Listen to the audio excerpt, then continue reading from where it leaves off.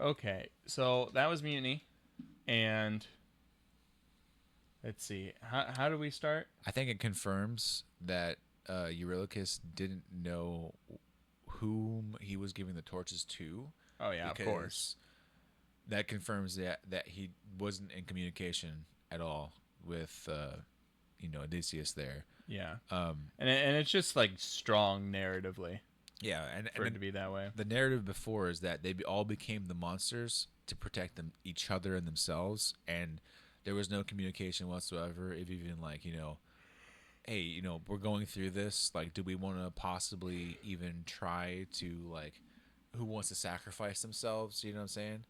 There was no like talk Yeah, about that. yeah. So when I go on my shadow psychology spiel here, um, the main thing is that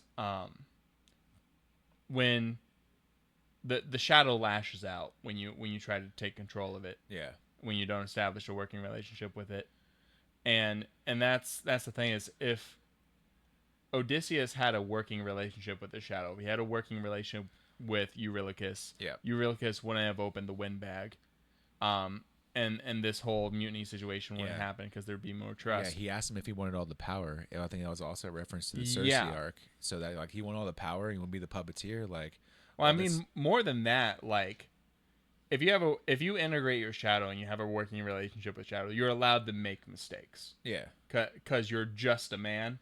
Like yeah, like Eurylochus says that motif here, and it's the same motif Odysseus has said other places. yeah. A man can make mistakes, but a monster is responsible for everything they do. And that's the thing is like Odysseus wants to dominate. He wants to take control, be a tyrant over himself and his shadow. Right. Well, once you do that, you don't have the luxury of being just a man, of being able to make mistakes. If you want all the power, then you must have all the blame. Maybe that's when his luck runs out.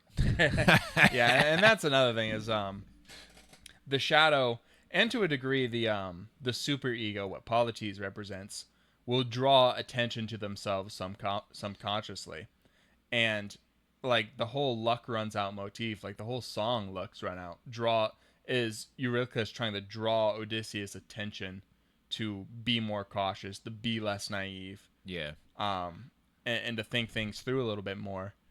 And Odysseus, because he was definitely acting as the monster and not the warrior of the mind yeah, and the monster. Because like at that point, I did make an interesting point. yeah, If you had, he betrayed that very idea of being a warrior of a mind. yeah, like if when he had all the sirens captured previously and knew where he was going, because he knew what the sacrifice was going to be. There is no point in time where he couldn't have, instead of cutting the tails off the sirens and having them flop, sink to their deaths, he could have cut the tongues of all the sirens so they couldn't sing to them anymore, and then had them all hold torches when they went through the layer of Scylla. So he could Yeah. have used them as bait or chum or whatever to feed the monster, kind of Or quote unquote. chum, just Like, chum up the sirens, toss them. if it feeds the monster and the monster's happy, then like there's no Yeah, problems. just something, honestly, because a warrior of the mind, even if it's a hopeless fight, he would still go in with a plan. Yeah, Like, and and it's that thing where Odysseus has decided to become such a monster that he forgets that he's just a man, and he forgets that he's a warrior of the mind. And it's not just a betrayal of himself, his crew, Eurylochus, but it's a betrayal of the person he was at the beginning of the story. And so we talked about last time how this Odysseus would make different choices. That's not necessarily a good thing. yeah, Like he's changed in such a way that he's essentially betrayed himself, and that's shown literally in how he's betrayed his crew, which is an extension of himself as the captain. right. Also, a little bit fun fact on that one. It's said that that area and territory was supposed to be a part of Sicily, and the history behind it was that there, instead of, wasn't these cows, quote unquote, but there were pygmy elephant remains on the island. Well, this Or is the just speculation, and it's really something I speculate it's largely. it's a pretty good speculation. I love it, Yeah, honestly. like there's this whole thing where Pygmy elephants are smaller size yeah, elephants, so they could be looked as cows if you yeah. didn't know it a smaller I'm elephant sure look like? some people have seen it. It's been kind of a meme, but elephant skulls have a single hole, like where their eye hole would be, and it's speculated there that like lots of Cyclops myths come from elephant skulls, and the myth of the Interesting. the myth of the sun god's cattle is like there's a limited number of them, and they do not breed, Yeah. and they're immortal. And if you think about that, the islands in the Mediterranean, for at some point in the past, they have a now extinct branch of elephants called pygmy elephants. They got a case of island dwarfism.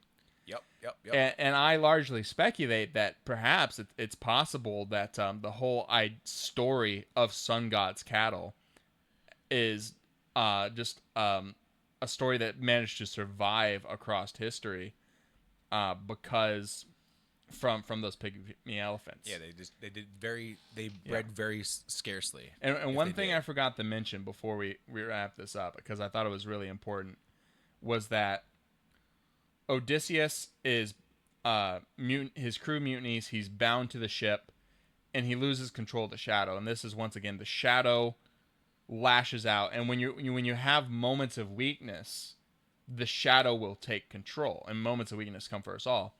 And then Eurylochus kills the sun god's cattle, and that's if you lose control of your bad nature, you can do something unrepairable.